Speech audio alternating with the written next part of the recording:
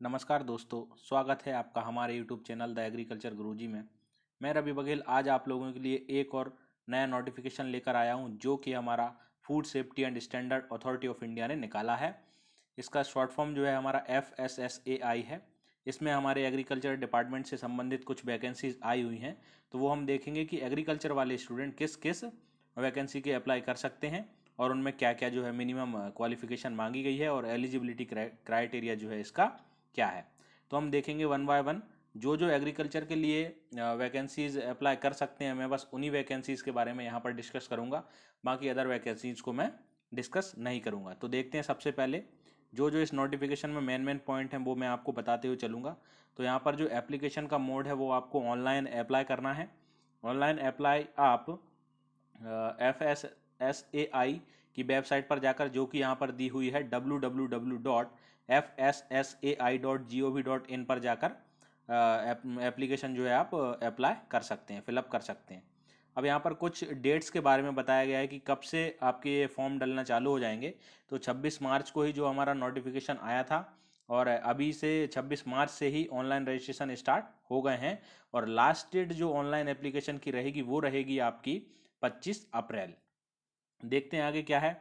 यहाँ पर आपको हेल्प फैसिलिटी भी प्रोवाइड की गई है। यदि आपके पास किसी भी प्रकार की क्वेरीज हैं तो आप इनके जो फ़ोन नंबर दिया हुआ है 180026600793 पर वर्किंग डेज में 10 बजे से लेकर 5 बजे तक कॉल करके जो भी आपकी क्वेरीज हैं वो पूछ सकते हैं।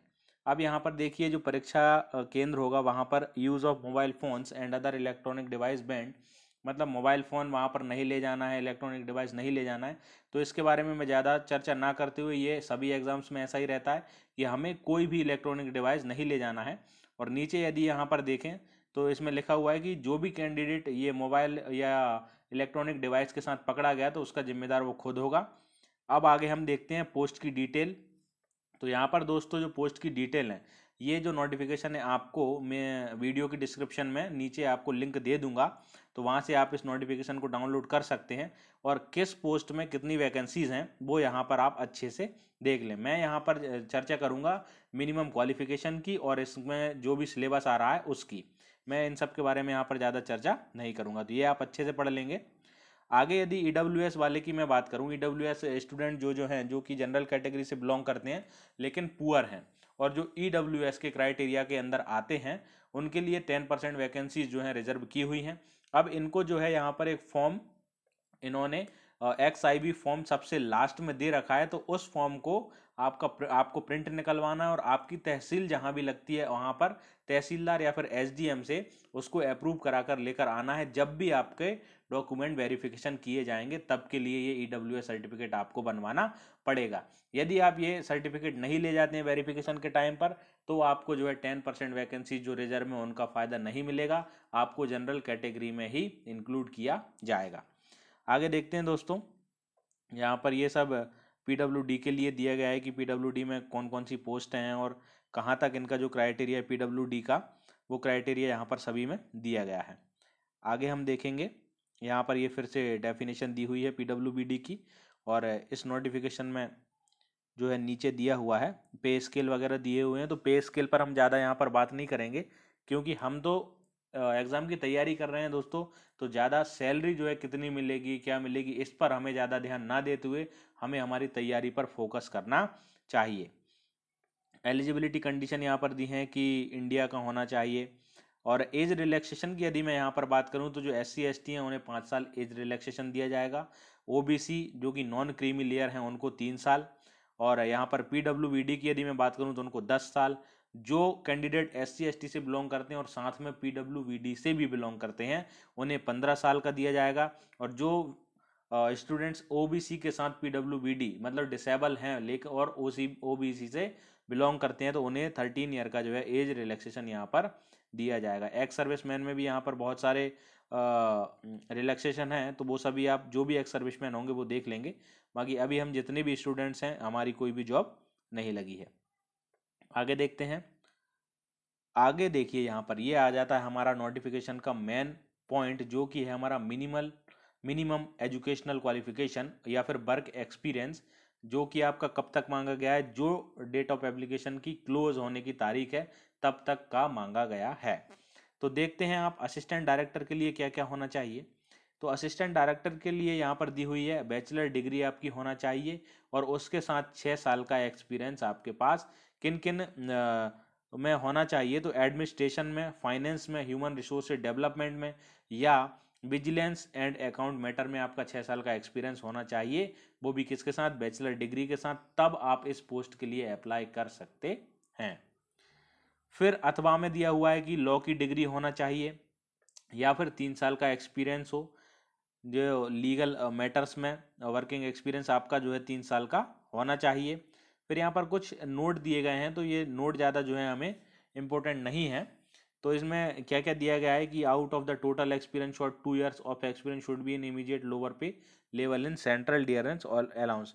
तो यहाँ पर ये बात की गई है कि यदि आपको कोई सा अलाउंस चाहिए तो आपको मिनिमम कम से कम 2 साल का एक्सपीरियंस आपके पास होना ही चाहिए। यदि आपको CDA मतलब कि सेंट्रल डियरनेस अलाउंस चाहिए तो इन सब के बारे में दिया गया। लेकिन हमें सबसे ज़्यादा जो ध्यान देना है वो किस पर देना है कि मिनिमम क्वालिफिकेशंस क्या है। आगे देखते हैं हम असिस्टेंट डायरेक्टर टेक्निकल की यहाँ पर बात की जाए तो ये पोस्ट जो है एग्रीकल्चर वालों के लिए है। इसमें जिन लोगों ने, जिन स्टूडेंट ने MSc अपना पूरा कर लिया है और कौन कौन से सब्जेक्ट्स हैं दोस्तों, यहाँ पर मैं एक बार आपको पढ़ के बता दूंगा, नीचे वाली पोस्ट में भी यही के सब्जेक्ट दिए गए हैं तो बार बार मैं नहीं पढ़ूंगा। तो देखिए, जिन लोगों ने केमिस्ट्री में, बायोकेमिस्ट्री में, food technology, food science and technology या फूड न्यूट्रिशन या एडिबल ऑयल टेक्नोलॉजी या माइक्रोबायोलॉजी और डेयरी टेक्नोलॉजी या फिर एग्रीकल्चर या फिर हॉर्टिकल्चर साइंस या इंडस्ट्रियल माइक्रोबायोलॉजी या टॉक्सिकोलॉजी या फिर पब्लिक हेल्थ और या फिर लाइफ साइंस या बायोटेक्नोलॉजी और फ्रूट और वेजिटेबल टेक्नोलॉजी एवं फूड सेफ्टी एवं क्वालिटी एश्योरेंस से MSc डिग्री की हुई है। खासकर एग्रीकल्चर वालों के लिए मैं बता रहा हूं, जिन्होंने इन सभी सब्जेक्ट में से किसी एक से MSc डिग्री की हुई है, मास्टर डिग्री की हुई है, वो लोग इस पोस्ट के लिए अप्लाई कर सकते हैं। आगे फिर यहाँ पर PG डिप्लोमा की बात भी की गई है कि एटलीस्ट 1 year ड्यूरेशन, मतलब कम से कम 1 साल का जो समय होता है उसमें आपने PG डिप्लोमा किया हो तो किन रिलेटेड सब्जेक्ट में, वो सभी आप यहाँ पर अच्छे से पढ़ लेंगे। फिर आगे जब हम देखते हैं तो यहाँ पर तीसरी पोस्ट जो निकल के आती है वो आती है हमारी टेक्निकल ऑफिसर की। तो एक हमारा हो गया कि असिस्टेंट डायरेक्टर जो कि टेक्निकल के लिए है और एक हो गया है हमारा टेक्निकल ऑफिसर। तो इसमें भी हम जितने भी एग्रीकल्चर वाले हैं जिनकी की MSc हो गई है वो सभी अप्लाई कर सकते हैं। आगे हम देखते हैं सेंट्रल फूड सेफ्टी ऑफिसर की यदि हम बात करें तो इसमें दोस्तों जिन लोगों ने बायोटेक्नोलॉजी से या फिर फूड टेक्नोलॉजी से, डेयरी टेक्नोलॉजी से, एग्रीकल्चरल साइंस से BSc यदि कर रखी है वो लोग भी इसमें अप्लाई कर सकते हैं। किसमें, सेंट्रल फूड सेफ्टी ऑफिसर में। जो लोग BSc पूरी कर चुके हैं एग्रीकल्चर से वो लोग सेंट्रल फूड सेफ्टी ऑफिसर में अप्लाई कर सकते हैं, इन्हें और किसी चीज़ की ज़रूरत नहीं है। आगे देखते हैं दोस्तों हम यहाँ पे आगे यदि हम बात करें एडमिनिस्ट्रेटिव ऑफिसर। तो देखिए, एडमिनिस्ट्रेटिव ऑफिसर में आपने बैचलर डिग्री तो कर ली है लेकिन यहाँ पर आपसे 3 साल का एक्सपीरियंस मांगा गया है।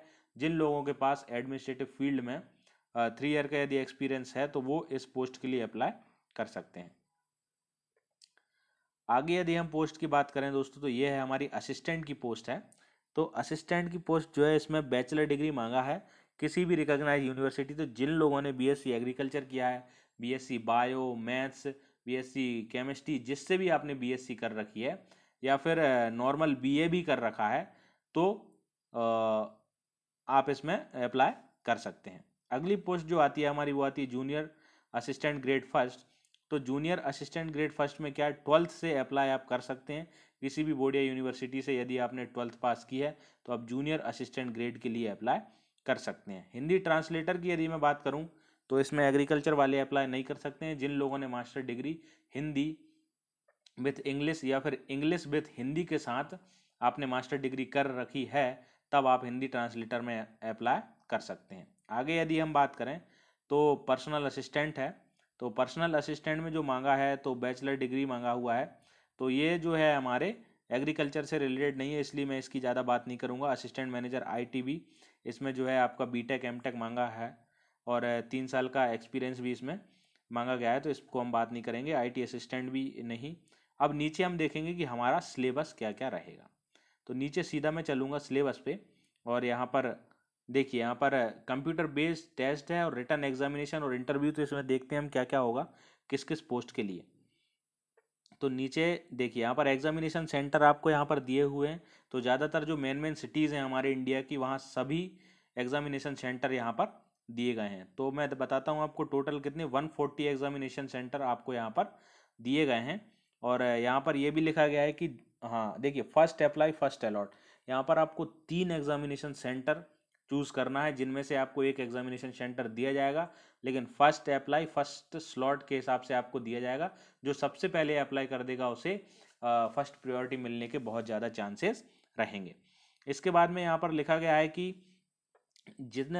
जितने सेंटरों पर एग्जामिनेशन होगा उतने ही सेंटरों पर इंटरव्यू नहीं होगा। इंटरव्यू सिर्फ चुने हुए, इनमें से भी कुछ वो लोग चुनेंगे कि कहाँ पर इंटरव्यू कराना है, तो उन्हीं जगहों पर इंटरव्यू होगा, जो कि आपके इंटरव्यू के कॉल लेटर में आपको बता दिया जाएगा। आगे हम देखते हैं। तो यहाँ पर फ़ी की यदि हम बात करें तो जनरल, ईडब्ल्यूएस कैटेगरी और ओबीसी कैटेगरी के लिए जो फ़ी रहेगी आपकी, वो रहेगी 1000 रुपीज़। और एससी एसटी वूमन या फिर एक्स सर्विसमैन या पीडब्ल्यूबीडी के लिए जो है फ़ी आपकी है वो ओनली 250 रुपीज़ है। बाकी जनरल, ओबीसी और ईडब्ल्यूएस के लिए यह फ़ी 1000 रुपीज़ रखी गई है। और यहाँ पर नीचे नोट में लिखा भी है कि एक बार यदि आपने फ़ी को पेड कर दिया है तो वो किसी भी स्थिति में आपको रिफंड नहीं की जाएगी। आगे यदि ऑनलाइन का प्रोसीजर मैं देखूं यहाँ पर, तो ऑनलाइन का प्रोसीजर मैं आपको जल्दी जल्दी बता देता हूँ कि सबसे पहले आपको FSSAI की वेबसाइट पर जाना है। वेबसाइट में आपको एक करियर का ऑप्शन दिखेगा। उस ऑप्शन के जब हम अंदर जाएंगे तब आपको एक अप्लाई ऑनलाइन करके एडवर्टाइजमेंट नंबर, तो उस पर हमको क्लिक करना है। उस पर क्लिक करने के बाद एक एप्लीकेशन फॉर्म ओपन होगा। तो उस एप्लीकेशन फॉर्म को आप बड़ी ही सावधानी से भरें, क्योंकि एक बार यदि आपने फाइनल सबमिट कर दिया तो फिर उसमें चेंजेस नहीं कर पाएंगे, जो कि आपको वेरिफिकेशन में बहुत ज़्यादा प्रॉब्लम हो जाएगी। फाइनल सबमिशन के बाद आपसे पेमेंट का मोड जो है ऑनलाइन है, तो पेमेंट करने के लिए मांगा जाएगा। तो आप इसमें debit card, net banking, UPI, जो भी ऑप्शंस वहाँ पर हैं आपके पास उपलब्ध हैं, वो सभी से आप एप्लीकेशन का पेमेंट कर सकते हैं। आगे यदि मैं बात करूं तो आगे आपको इसमें बताने लायक ऐसा ज़्यादा कुछ है नहीं। फिर इसमें यही लिखा है कि कैंडिडेट जहां भी एग्जामिनेशन सेंटर पर जाएं तो फ़ोटोकॉपी आपकी उसकी आइडेंटिटी कार्ड की जो है फ़ोटोकॉपी लेकर जरूर जाना है। तो ये सब यहाँ पर लिखे हुए हैं। अब नीचे मैं चलता हूँ सीधा कि इसका सिलेबस क्या क्या है और इसका जो है अपना एग्ज़ाम का पैटर्न क्या रहेगा, एग्ज़ाम में क्या क्या पूछा जाएगा, तो वही मैं आपको देखिए। तो यहाँ पर सबसे पहले हम देख लेते हैं कि assistant director, technical officer and central food safety officer के लिए क्या क्या आपके यहाँ पर क्वेश्चंस रहेंगे।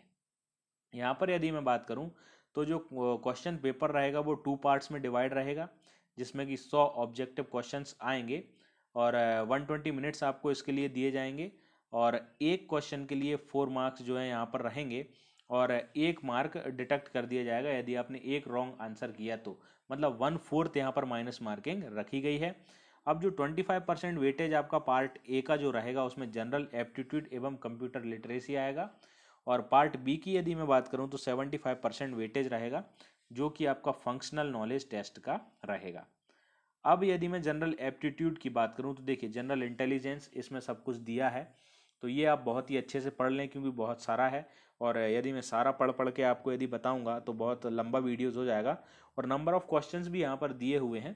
तो 5 मार्क्स के आपके क्या क्या आएंगे, देखिए, general intelligence, general awareness and English language comprehensive. और जो कंप्यूटर लिटरेसी की यदि हम यहाँ पर बात करें तो ये आपका 10 नंबर का यहाँ पर पूछा जाएगा। तो ये आपका 25 नंबर यहाँ पर हो गए हैं, 25 क्वेश्चन हो गए हैं, सॉरी। और नंबर तो हमारे एक क्वेश्चन को 4 नंबर दिया गया है, तो 25% वेटेज यहाँ पर आपका ये हो गया। अब देखिए, फंक्शनल नॉलेज टेस्ट में आपका 75% वेटेज रहेगा। तो यहाँ पर फंक्शनल नॉलेज टेस्ट की यदि मैं बात करूँ तो बहुत ही लेंदी सिलेबस यहाँ पर मुझे देखने को मिल रहा है। तो इन सब के बारे में आपको पढ़ना है और यहाँ पर दिए भी गए हैं कि किस किस सेक्शन से कितने कितने क्वेश्चंस राइज किए जाएंगे। तो देखिए, यहाँ पर Indian and international food laws की यदि मैं बात करूँ तो 25 क्वेश्चंस इससे आएंगे। FSSAI role function and initiative, इससे 25 क्वेश्चन आएंगे। और सब्जेक्ट मैटर नॉलेज में जो है आपका प्रिंसिपल आएंगे फूड प्रिजर्वेशन के, और प्रिंसिपल आएंगे बेसिक और फूड केमिस्ट्री के। तो इसके आपके 25 क्वेश्चन यहाँ से पूछे जाएंगे। इसमें बहुत सारा मैटर है, तो यहाँ पर हमें बहुत ज़्यादा पढ़ने की ज़रूरत लगेगी। तो देखिए इसमें भी वही का वही है, कोई इसमें असिस्टेंट डायरेक्टर और एडमिनिस्ट्रेटिव ऑफिसर की यदि मैं बात करूं तो आपका जो पेपर का जो पैटर्न रहेगा बिल्कुल सेम है, जैसा कि मैं ऊपर बता चुका हूं। तो इस पर मैं ज़्यादा चर्चा नहीं करूंगा, बिल्कुल सेम है।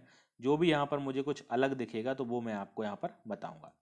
तो ये भी इसमें सेम ही बताया गया है। कंटिन्यू, हाँ देखिए यहाँ पर जो है कॉन्स्टिट्यूशन लॉ और एडमिनिस्ट्रेटिव लॉ और प्रोसीजर लॉ और multidisciplinary and contemporary legal issue और law of contract, law of partnership और कॉरपोरेट लॉ ओवरऑल अंडरस्टैंडिंग। तो ये यहाँ पर थोड़ा चेंजेस किया गया है, जो कि हमें ऊपर वाली पोस्ट के लिए नहीं पढ़ना है। अब आईटी असिस्टेंट की यदि यहाँ पर बात करें तो हम आईटी असिस्टेंट के लिए भी पेपर का पैटर्न सेम रहेगा। उसके बाद में जनरल एप्टीट्यूड भी हमारा जो है आईटी असिस्टेंट के लिए, हाँ देखिए यहाँ पर जो है हमारा general aptitude and computer literacy की जगह पर यहाँ पर इन्होंने जो हम कंप्यूटर उसमें डाल रहे थे 2 पोस्ट में, यहाँ पर उन्हें इसमें इंग्लिश लैंग्वेज से कॉम्प्रहेंसिव से उसको रिप्लेस कर दिया गया है। आगे देखते हैं हम फंक्शनल नॉलेज टेस्ट में, वही है हम जो ऊपर पढ़ चुके हैं वही हमारा पूरा यहाँ पर फिर से दिया गया है। अब नीचे हम देखते हैं कि इसमें रिटन एग्जामिनेशन का कुछ यहाँ पर बताया गया है या नहीं बताया गया। तो देखिए यहाँ पर जो है हमारा assistant and junior assistant grade first की यहाँ पर बात की जाए तो यहाँ पर क्वेश्चंस देखिए, यहाँ पर क्वेश्चंस तो 100 ही हैं और 120 मिनट्स आपको मिलेंगे, लेकिन subject and syllabus general intelligence के यहाँ पर 20 क्वेश्चंस हैं, क्वांटिटेटिव एप्टीट्यूड के 20 क्वेश्चन हैं, इंग्लिश लैंग्वेज के 15 हैं और जनरल अवेयरनेस के 25 और कंप्यूटर और FSSAI रोल के 10 और 10 क्वेश्चन हैं। मतलब यदि आप असिस्टेंट और जूनियर असिस्टेंट ग्रेड फर्स्ट के लिए अप्लाई करते हैं तो अदर पोस्ट की तुलना में, अदर पोस्ट के कंपैरिजन में इस पोस्ट में आपको कम पढ़ना है और ये जहाँ तक है आपको थोड़ा इजी लगेगा। अब पर्सनल असिस्टेंट में भी जो है यही का यह दिया गया है जो कि हमने ऊपर उसके असिस्टेंट के लिए पढ़ रखा है। अब देखिए स्टिल टेस्ट एंड स्टेनोग्राफी, जो स्टेनोग्राफी में लोग अप्लाई करेंगे जिनका कि स्किल टेस्ट होगा, तो यहाँ पर 10 minute in English Hindi at the speed of 80 word minute, आप 80 वर्ड पर मिनट आपकी जो है स्पीड यहाँ पर होना चाहिए। और यहाँ पर सब दिया गया है कि आपको कहाँ कहाँ कितना लिखना है। हिंदी ट्रांसलेटर की मैं बात नहीं करूँगा क्योंकि एग्रीकल्चर से रिलेटेड जो है आपका ये नहीं है, और डिप्यूटी मैनेजर भी मैंने आपको ऊपर नहीं बताया था।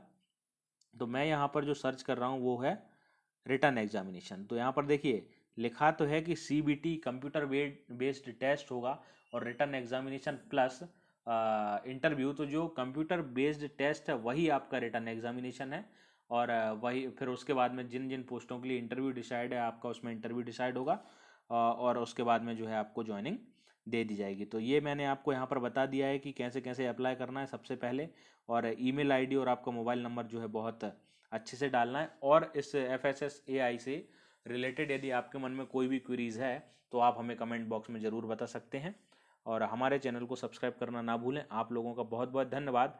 जय हिंद, जय भारत।